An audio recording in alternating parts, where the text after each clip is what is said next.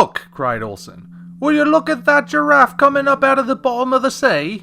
We looked in the direction he pointed, and saw a long, glossy neck surmounted by a small head rising above the surface of the river. Presently the back of the creature was exposed, brown and glossy as the water dripped from it. It turned its eyes upon us, opened its lizard-like mouth, emitted a shrill hiss, and came for us. The thing must have been 16 or 18 feet in length and closely resembled pictures I had seen of the restored plesiosaurs of the lower Jurassic. It charged us as savagely as a mad bull, and one would have thought it intended to destroy and devour the mighty U-boat, as I verily believe it did intend. Hello, ladies and gentlemen. I am the Omni viewer, and welcome to Kaiju Lit Circle, where destruction is just a page turn away. The common thread among the Kaiju novels I've reviewed thus far, aside from them all being Kaiju novels, is that they are all fairly recent works. That's partly because Kaiju books were few and far between until recently, when Project Nemesis really got the ball rolling, but there are older examples than that. The oldest story I've reviewed so far is After King Kong Fell, initially published in 1973, but I think we can go back even farther than that, and I know just where to settle for today. Ladies and gentlemen, I bid you welcome to Edgar Rice Burroughs' Castback, or as you may better know it, The Land That Time Forgot. There are 3 books which compose what is commonly called the Castback Trilogy: The Land That Time Forgot, The People That Time Forgot, and Out of Time's Abyss. Set in 1916, right in the midst of the Great War, The Land That Time Forgot relates the extraordinary first-hand account of Bowen J. Tyler, as found in a bottle washed up on the shores of Greenland. Tyler recounts how he and a woman named Lise LaRue survived the sinking of a vessel by a German U-boat, were rescued by a British tugboat, and then proceeded to commandeer that same U-boat with intent to reach the Allied shore. Unfortunately, the sub becomes hopelessly lost before drifting into Antarctic waters, and the crew eventually have no choice but to seek refuge on the island of Caprona. No modern humans have ever set foot on Caprona, as it was deemed inaccessible upon its initial discovery, but the submarine makes use of an underwater passage to reach the interior.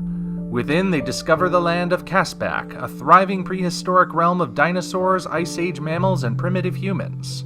Since the U-boat is out of fuel, Tyler, LaRue, the British sailors, and the German soldiers have no choice but to cooperate, temporarily at least, as they look for oil on the island, ever mindful of the danger surrounding them. In The People That Time Forgot, we learn that the discovery of Tyler's story has prompted a rescue mission, led by Tyler's friend Tom Billings. Despite plenty of preparation, Billings' plane winds up wrecked after a pterosaur attack, and finds himself in the company of a native Caspakian girl named Ajor. It seems Ajor has been separated from the Galu, the most evolved humans on Castback, and she may be able to help Billings find Tyler, if they can somehow overcome the language barrier. Finally, Out of Time's Abyss tells the story of some British sailors who disappeared during the events of the first book, and how they stumbled upon a hidden civilization at the heart of the island that proves to be more of a threat than any dinosaur. Edgar Rice Burroughs is an author known for his originality, as he has written some of the most influential works of science fiction and fantasy ever.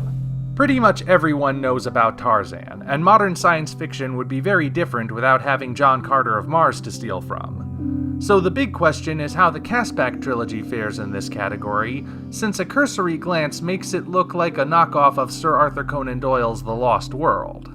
Well, I can assure you that the Castback trilogy is so original that such a comparison would be a disservice to both respective works. This originality stems from the other thing Burroughs is known for: his world building. Anyone who likes their fiction set in fully realized worlds must read Burroughs' bibliography, for he is without a doubt one of the masters of that skill. From the tribal yet technological landscape of Barsoom to the strange horizonless environment of Pellucidar, Burroughs knew how to immerse the reader in a strange new land and not have it feel boring. These skills are just as evident here as anywhere else. As Lost World environments go, Castback stands out as especially unusual. The island is essentially broken into regions based on evolutionary status. Traveling from one end of the island to another is essentially like traveling through prehistory, to the point where even the people you encounter may be less evolved depending on where you are. However, another part of Casbak's unique ecosystem is the ability of life forms to evolve individually so they can move up the island, though this is most commonly seen in the humans. Those elements, combined with the island's location, all help to make Casbak distinct from the South American plateau of Doyle's novel. In terms of story, The Land That Time Forgot is very entertaining, but it does stick fairly closely to Burroughs' formula for the most part. Read enough of his works and you start to notice a pattern with how the first book of each series plays out. A protagonist finds himself in a bizarre, wild environment, and eventually he decides that he'll stay there because he's had enough of human civilization. It happens to John Carter, David Ines, and is inverted with Tarzan. Something similar happens in The Land That Time Forgot, only the formula is messed with just a little bit. In Burroughs' usual style, the protagonist who winds up in the new land chooses to stay willingly. He decides that he has no taste for human civilization anymore, and he feels more at home in this strange new realm. He might even become a powerful ruler there. In The Land That Time Forgot, Bowen and Lise wind up staying in Casbak because they have no choice, and the end of the novel makes it clear that they will always be outsiders struggling to get by.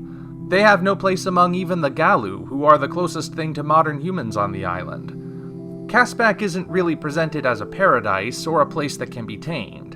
Instead, it's a hostile environment with its own rules where modern man simply does not belong. The creatures residing there may be normal dinosaurs, but the spirit of the story is one that would eventually be picked up by the kaiju genre.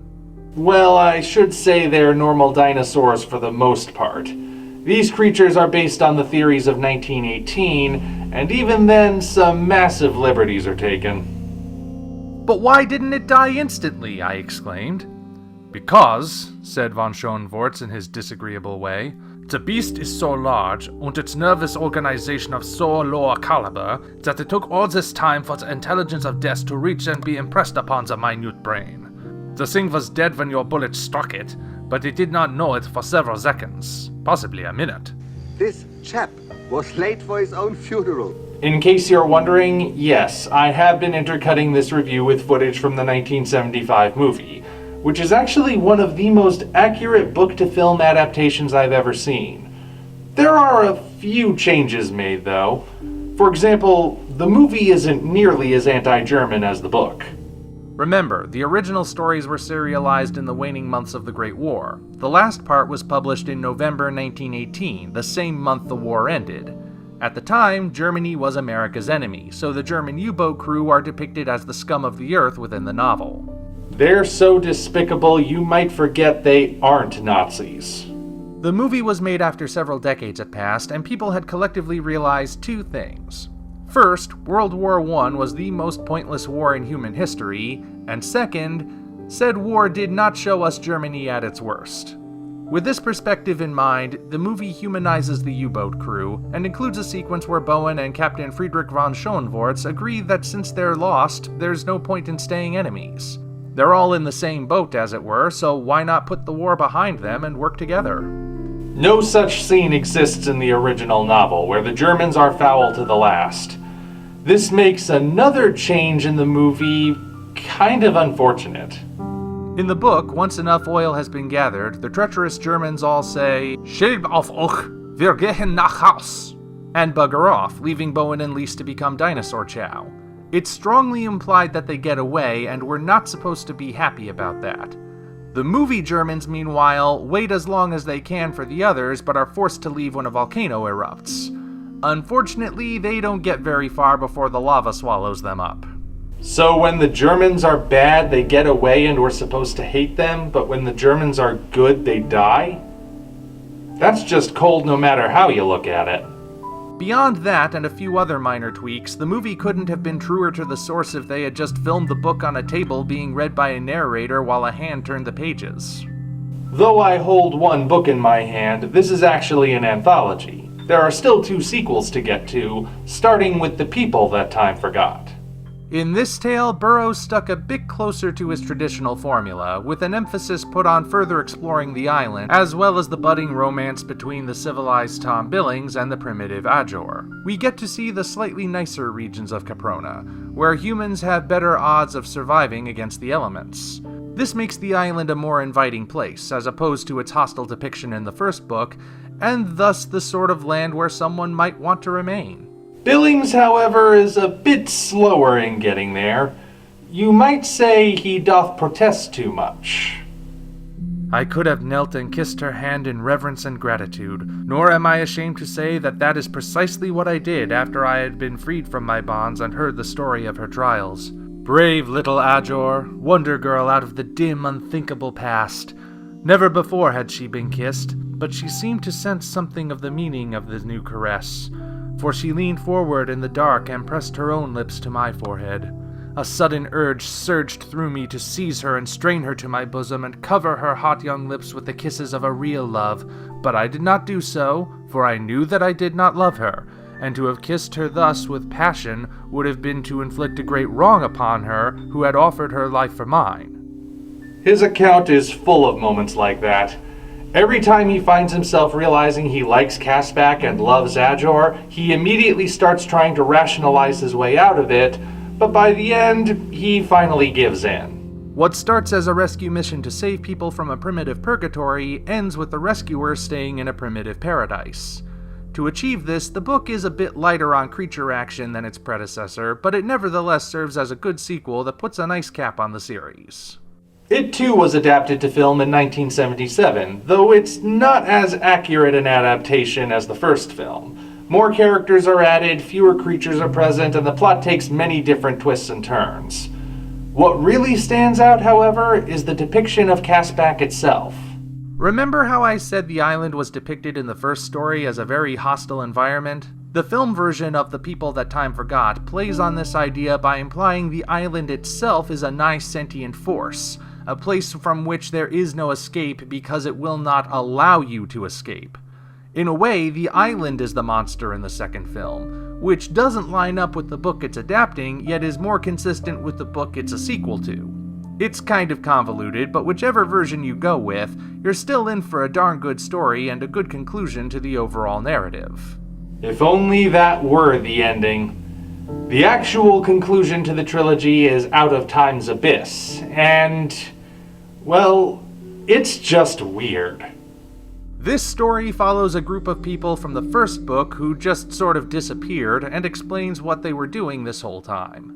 It turns out that of said group, only a sailor named Bradley survives, and he winds up on a part of the island populated by creatures called Weiroo, who are the most advanced species on Caspak. They are also winged humanoids who are kind of like vampires, but also kind of not. The Weiroo feel out of place in this series, almost like they were transported from one world to another where they had no place being. And I don't mean that in a good way. I would have bought them on Mars or Venus or even deep within Pellucidar, but not on Caprona. In this prehistoric environment, they don't really make much sense. Then the ending tries tying everything from the trilogy together in a way that I'm pretty sure compresses the timeline and completely screws up the ending of The People That Time Forgot, and it's all just a mess. Sure, it reveals the fate of the U-boat, which you may recall was implied to have escaped, but it also has Billings and Ajor spontaneously decide to leave the island they had just decided to stay on. This story never got a movie, and I'm not surprised.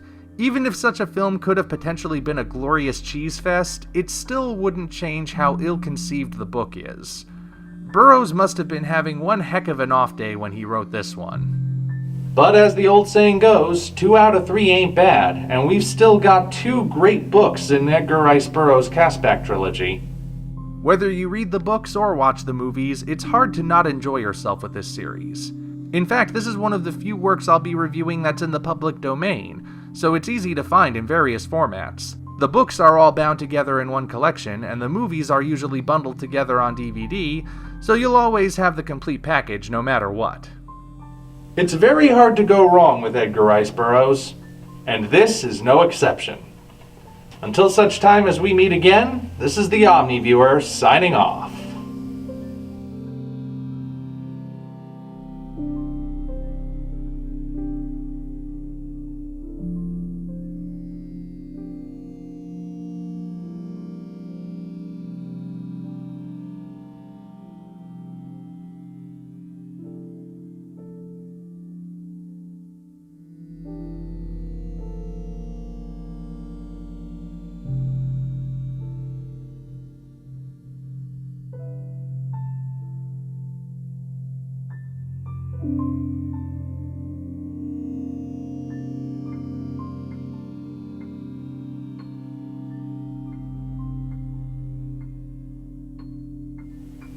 Okay, to be fair, Burroughs does tease the Weiroo's presence in The People That Time Forgot, but I still don't think they really fit. If you enjoyed this video, be sure to like it, as well as subscribe to the channel for more content of a similar nature. Also, check the description for links to our Twitter, DeviantArt, and Patreon pages, as well as the Amazon link for the novel Operation Red Dragon: The Daikaiju Wars Part 1, penned by yours truly. Thank you all, and we appreciate your support.